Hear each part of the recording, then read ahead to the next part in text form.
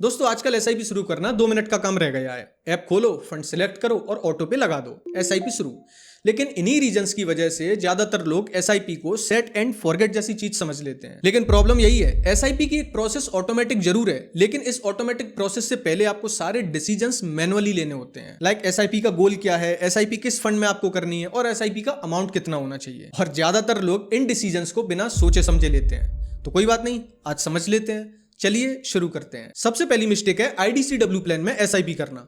आप किसी भी म्यूचुअल फंड में जब इन्वेस्ट करने जाते हो तो हर म्यूचुअल फंड के दो प्लान टाइप होते हैं, एक होता है आईडीसीडब्ल्यू और एक होता है ग्रोथ। आईडीसीडब्ल्यू का मतलब है इनकम डिस्ट्रीब्यूशन कम कैपिटल विड्रॉल, यानी आपके कैपिटल में से यहां पर इनकम होती है। इससे पहले डिविडेंड प्लान भी बोला जाता था। अब यहां पर आईडीसीडब्ल्यू प्लान को समझना काफी ज्यादा जरूरी है। तो आईडीसीडब्ल्यू प्लान में जो आपको पैसा दिया जाता है डिविडेंड के नाम पर, ये कोई अलग से बोनस आपको नहीं मिलता। ये आपकी जो फंड की एनएबी होती है उसी में से पैसा कट कर आपको डिविडेंड के रूप में दे दिया जाता है। और सबसे ज्यादा जरूरी चीज ये है कि इस डिविडेंड पर आपको अपने टैक्स स्लैब के अकॉर्डिंग टैक्स देना होता है, क्योंकि आईडीसीडब्ल्यू प्लान में जो भी आपको इनकम होती है ये अदर सोर्सेस में ऐड होती है। तो अगर आप 20% टैक्स स्लैब में आते हो तो आपको इस पूरी डिविडेंड इनकम पर 20% का टैक्स देना होगा। और अगर आपका पे आउट 5,000 रुपए से ज्यादा हो जाए तो एएमसी फिर उस पर 10% टीडीएस भी काट लेता है। तो इस केस में आपको दो चीजें समझना काफी ज्यादा जरूरी है। पहली ये कि जो भी आपको डिविडेंड मिलता है वो आपके उस म्यूचुअल फंड के एनएबी में से ही कम हो जाता है। इसको मैं आपको स्क्रीन पर अभी दिखाऊंगा कि कैसे होता है। एंड दूसरी चीज, जो भी आपको डिविडेंड मिलता है इस पर आपको टैक्स भी देना होता है आपके अपने टैक्स स्लैब के अकॉर्डिंग। दूसरा प्लान होता है ग्रोथ प्लान। इसमें जो भी डिविडेंड आता है वो इसी में री इन्वेस्ट कर दिया जाता है।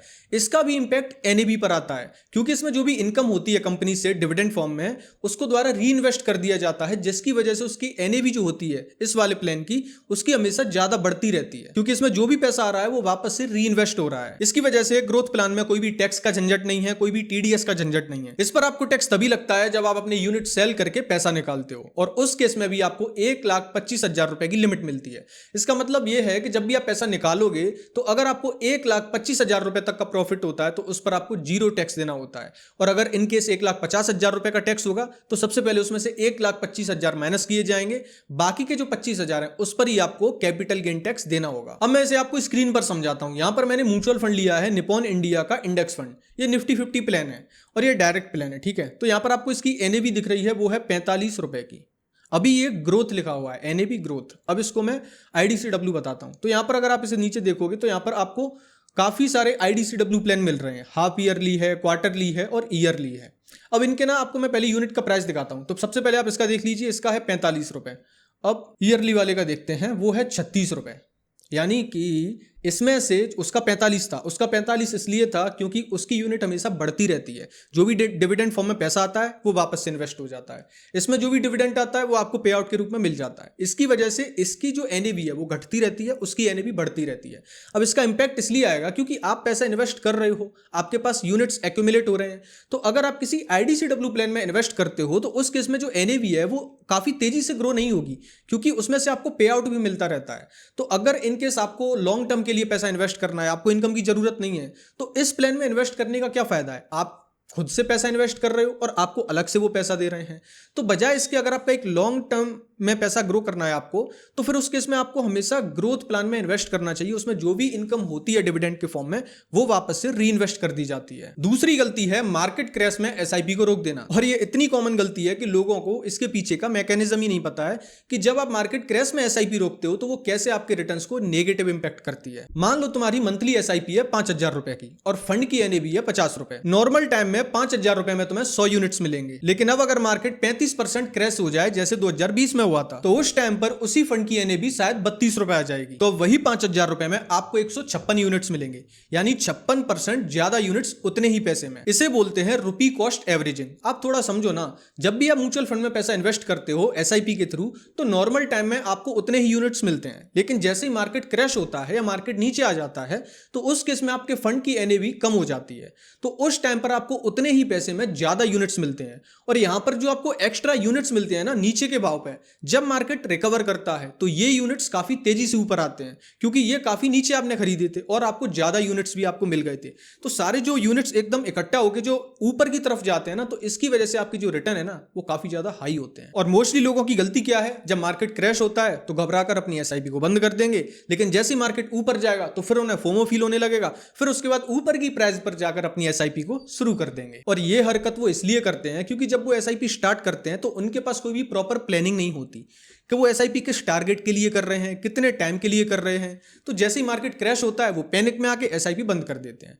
तो मेरी आपसे विनती ये है कि सबसे पहले आप ये सारी चीजें क्लियर कर लीजिए और मार्केट क्रैश में एसआईपी बंद करना अवॉइड करिए। तीसरी गलती है स्टेप अप एसआईपी ना करना। सालों साल तक जो भी एक अमाउंट फिक्स किया है उसी को चलाते रहते हैं। मान लो आपने 5,000 रुपए की एसआईपी शुरू की 12% एनुअल रिटर्न मानकर, तो 10 साल में फ्लैट 5,000 रुपए से कॉर्पस बनेगा आपका 11.6 लाख रुपए, जबकि इसमें आपका टोटल इन्वेस्टमेंट था 6 लाख रुपए। अब अगर आप अपनी एसआईपी को हर साल 10% से स्टेप अप करते, मतलब पहले साल 5,000 रुपए, दूसरे साल 5,500 रुपए और तीसरे साल 6,050 रुपए, तो सेम 10 साल में आपका इन्वेस्टेड अमाउंट तो बढ़ेगा ही, लेकिन उसके साथ आपका कॉर्पस भी काफी तेजी से ऊपर जाएगा, क्योंकि इस केस में ज्यादा पैसे को ज्यादा वक्त तक कंपाउंडिंग का मौका मिलता है। तो इस केस में आपका कॉर्पस 17 से 18 लाख रुपए तक पहुंच सकता है। मतलब हर साल सिर्फ 10% एसआईपी बढ़ाने से आपका फाइनल कॉर्पस 50% ज्यादा हो सकता है। लॉजिक सिंपल है, जिस तरीके से आपकी सैलरी भी बढ़ती रहती है, आपका एसआईपी अमाउंट भी बढ़ते रहना चाहिए, लेकिन लोग इसका उल्टा करते हैं। एसआईपी उतनी ही रहती है, सैलरी बढ़ती रहती है, उसके साथ साथ खर्चे भी बढ़ जाते हैं।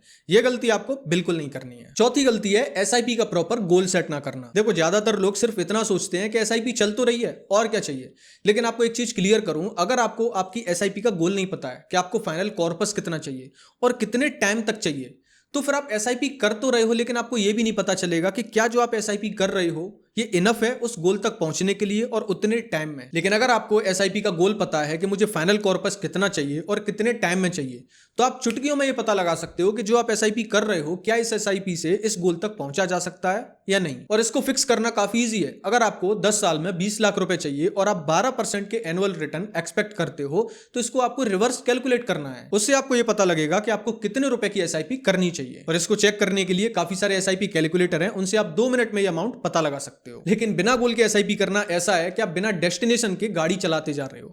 आप कहीं ना कहीं तो पहुंच जाओगे, लेकिन आप वहां नहीं पहुंचोगे जहां आपको पहुंचना चाहिए था। पांचवी गलती है एसआईपी मिस कर देना। और इस गलती को लोग इतना नॉर्मल लेते हैं कि उन्हें इस चीज का अंदाजा ही नहीं है।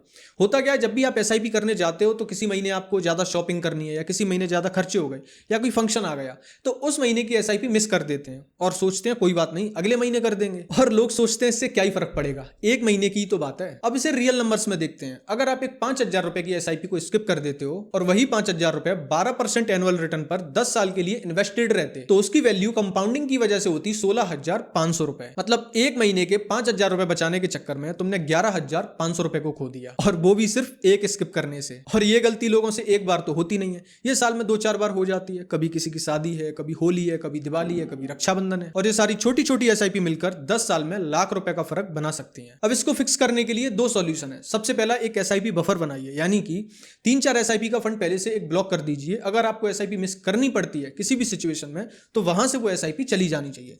दूसरी चीज ये है कि जब भी आपकी सैलरी आती है तो सैलरी के 2-4 दिन के अंदर ही आपकी एसआईपी डेट होनी चाहिए, जिससे जैसे ही आपकी सैलरी आएगी आपकी एसआईपी चली जाएगी। इसी के साथ मैं वीडियो एंड करता हूं। अब आपसे मेरी मुलाकात होगी अगली वीडियो में, तब तक के लिए अपना ख्याल रखिए।